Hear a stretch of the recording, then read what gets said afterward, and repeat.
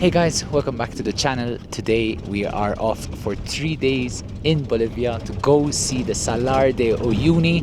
Not just, of course, we'll be doing other stuff, but right now we are in no man's land. We're between the borders of Chile and Bolivia. And yeah, I'm just super excited. Let's go! You only feel it once in a lifetime. Feel it once in a lifetime. Don't pass it up when you see it coming. You feel the rush when the wind is running.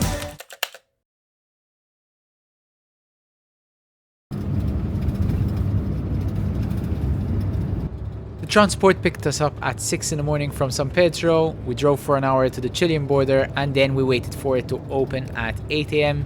We've just stamped out and now we're driving towards the Bolivian border.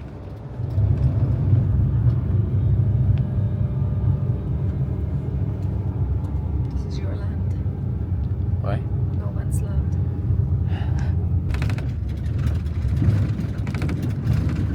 We started Bolivia off on a bit of a frustrating note. Entering the border, we had to pay $130 visa per person. What happened was that they did not accept any notes under $20. They were adamant they weren't going to let us into the country because we had a few $5 notes. How I found euros in my bag. Thankfully, the euro is worth more than the dollar, but they did not deduct the difference. Tour guide did mention that the police in Bolivia unfortunately are like a gang in uniform. It's all about money for them, which obviously frustrated us, but nothing major.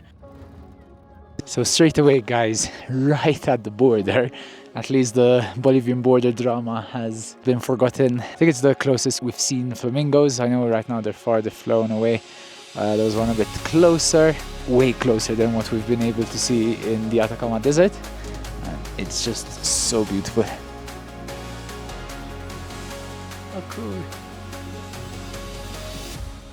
This is Victor. He was our tour guide, and in total we were 4 people. Were myself, Michaela, Victor, and Reynaldo. Called him DJ Ray. And he was the driver. Spent the next 3 days together. We almost became like we were traveling with good friends. Honestly, we have such good memories with those two. And yeah, you get to see it as we go along.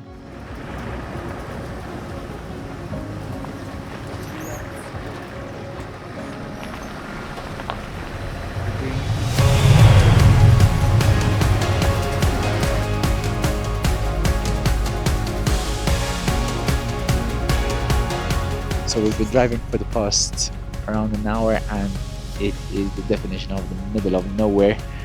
We've stopped now over here. And honestly, I've never felt so much in the middle of nowhere.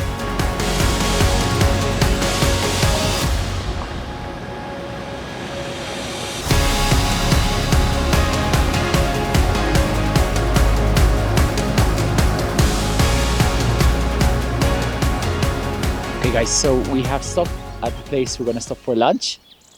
This is where we're currently at. There are some hot springs which you can swim at, but actually going to not swim here today. We're going to swim here on our way back. We've never managed to see them as well as here. They're so close here, whereas in the Atacama Desert they're quite far.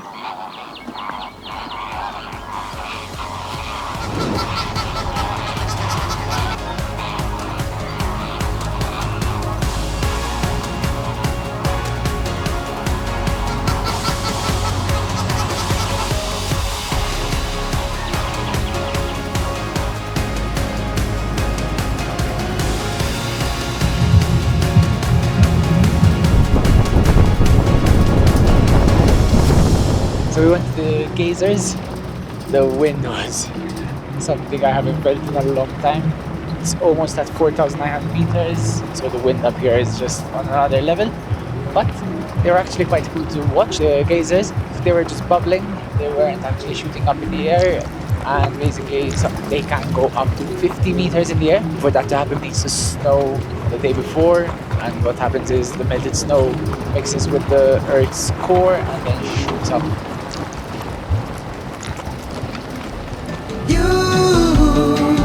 I've been waiting forever just to find you.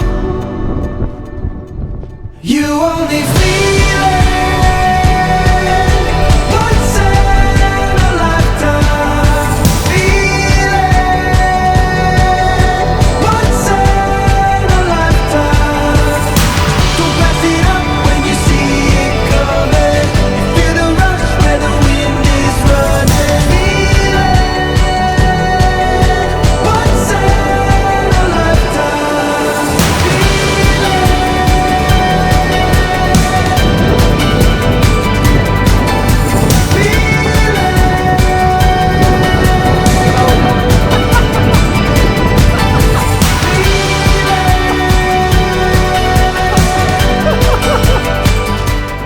guys, we're at the Lago Colorada.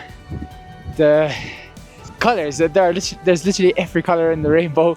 It's so amazing. I'm tired. There are so many flamingos. The flamingos here are beautiful. They're so pink, they're bigger. Like, so far this trip, we have just been driving on dirt roads, and the openness, the middle of nowhere feeling I'm getting is insane. This tour day one has started off on an insane note. I feel like it was a major part of this tour. It felt so adventurous, this open road feeling. So we drove probably, I would say, over 15 hours over the course of 3 days. And yeah, most of this time driving is on, no roads. You're driving in the desert, and you are so far away from any type of town, civilization. And most of the time, unless you're at a touristic area where there's another jeep or two, other than that, you're driving for hours on end without seeing another jeep. Like I said, I feel like it kicked in some adrenaline, because you do feel like you're in the middle of nowhere on this planet. This part of the desert is used by the cartel. Victor was telling us we had one dodgy moment on the third day coming back from Uyuni to San Pedro de Atacama. We left super early in the morning, around 6 in the morning, and around half an hour later we were out of the Uyuni town and we had started the roads of the desert. However, the first part is tarmac, and it was just us, and then at one point blacked out windowed car without number plates came speeding. It overtook us and rushed in front of us, and then a couple of minutes later we saw it slowing down and stopping, and stopped on the side. Obviously we got a bit nervous because it's just us two there, right? And blacked out windows, no number plate, you don't know what's gonna happen. We kept driving, nothing happened there, but then 1 minute later we found a police or army roadblock. And I'm guessing, this is my theory, if that was cartel member, they probably had someone driving in front that had warned them. And yeah, so besides this, we felt pretty safe, but this moment was just a bit of a dodgy moment. We did in fact see, I would say, over 20 parts with wooden crosses. These would be burials where cartel members would be buried. Probably they would have been jumped by other cartels to either steal their drugs or money, or maybe sometimes, especially in the winter times, they would break down with the car and there's no reception there and there's absolutely no way they're getting out of there, and unfortunately they die. So yeah, there's just this feeling which I didn't feel I've been to other deserts around the world, I've been to other remote places around the world, but this just felt so different. Don't pass it up when you see it coming. You feel the rush when the wind is running. Feeling once in a lifetime. Good morning guys, today is day 2 of the tour. Today we're actually going to the Uyuni Salt Flats, but first we're here at the train cemetery.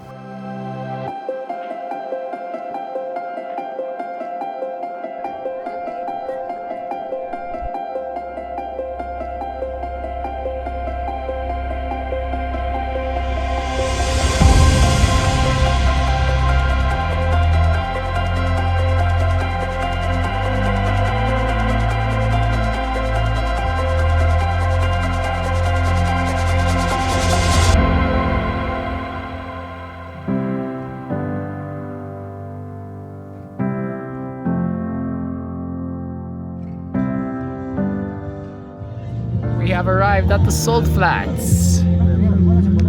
Look, Meg, there's some white.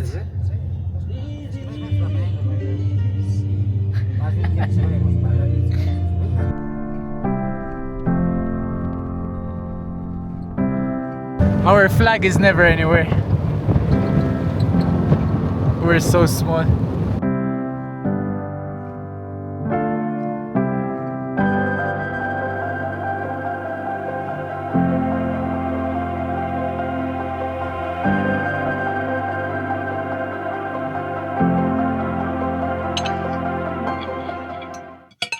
Hey babe, pass me the salt.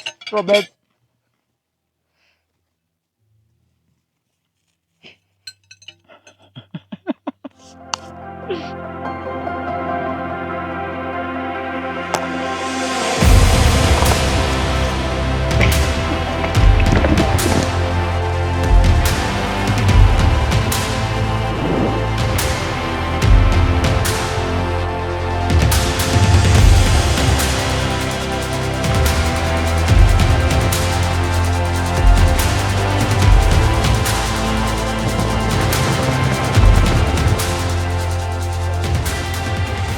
Blink twice if you're in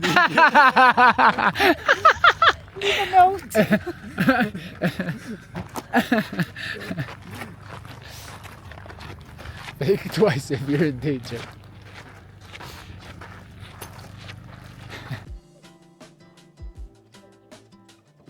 They move it around the cactus. How? We do that, make that fun. First we need a house we can build.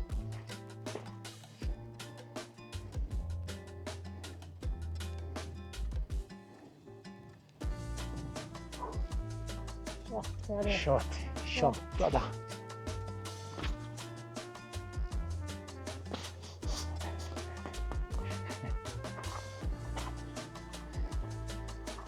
God, touch this.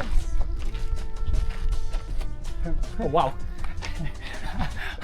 I thought I was gonna touch it on the side, and I think because of the altitude sickness, you know, it's like I miscalculated. Yeah, and I think I tricked myself a bit.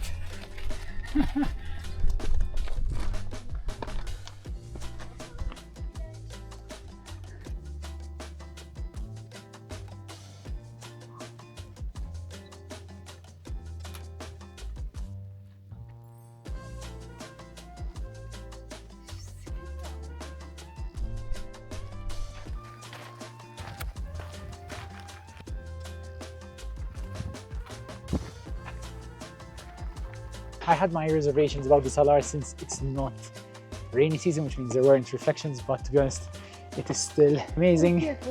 And now we are on the island full of cacti and everything just looks so cool. Hey! Woohoo!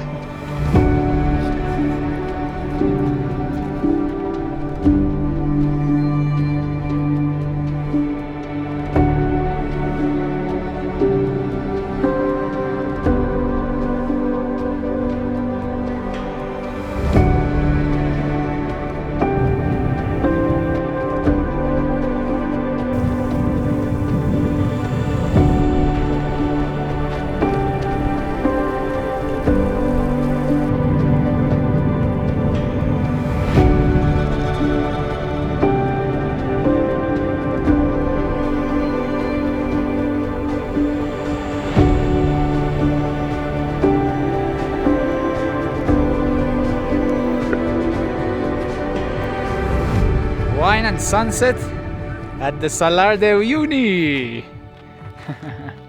With our legends Victor and Reynaldo.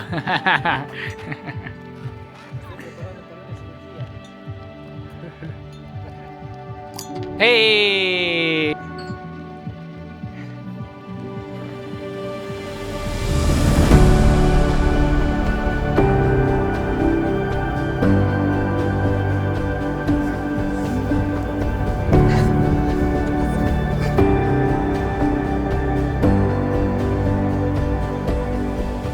We had our wine, watched sunset, and that was absolutely beautiful. Not just the place here, it's just the time we're spending is so great. It's like hanging out with friends.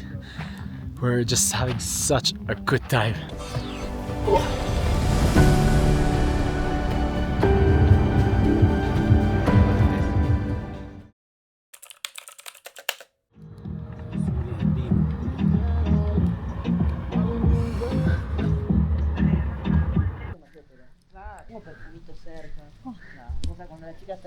Warm? Yes, I like it. This is hot, not warm. Oh, Go sit down. it lost how beautiful.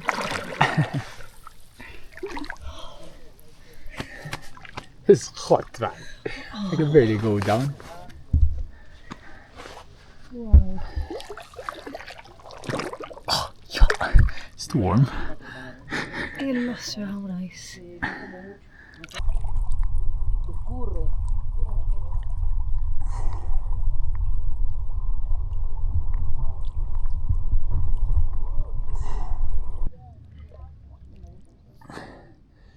There's actually smoke coming out. Yeah. Wow. This is my jam.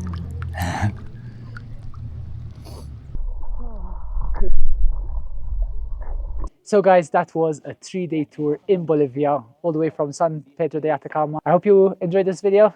If you did, I hope you subscribe, and I'll see you in the next one. Bye-bye. In the next episode on Healy Adventures, we walked and walked and walked in Patagonia as we seriously messed up while planning. It's definitely got windier after we pass a certain point. Stay tuned. In the last 3 weeks, nothing, and I mean nothing, has impressed me as this Bolivian toilet air seat.